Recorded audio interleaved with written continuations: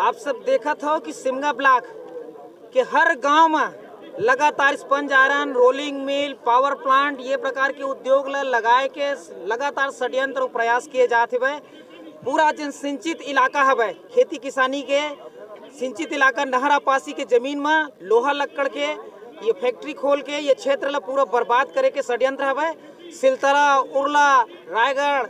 कोरबा ये तमाम इलाका छत्तीसगढ़ के एला तो बर्बाद कर लिन। अब सबसे शांत इलाका धान के उपजाऊ जमीन ला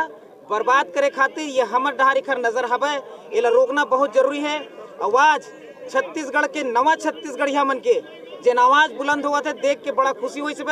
कि गांव के आदमी जागरूक हो गए हवे और अपन गांव ला बचाए बर, अपन लोग लइका ला बचाए बर, अपन खेती किसानी ला बचाए बर, वातावरण ला बचाए बर, अपन माल मत्ता ला बचाए बर आज अपन लड़ाई लड़े बर खुद आगू बढ़ के आगू आए हुए, ये सबसे प्रशंसा के बात है।